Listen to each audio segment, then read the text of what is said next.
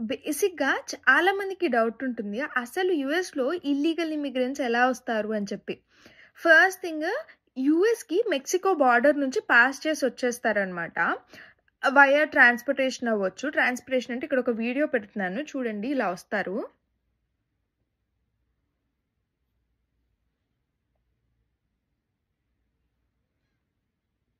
And second thing ఏదో ఒక విధంగా వీసా వేయించేసుకుంటారనమాట. అంటే చుట్టాలు ఉండి విజిటర్స్ కానీ, టూరిస్ట్ కానీ లేదా ఏదో ఒకటి స్కిల్డ్ వర్క్ అనో ఏదో ఒక విధంగా వీసా వేసుకొని వచ్చేస్తారు.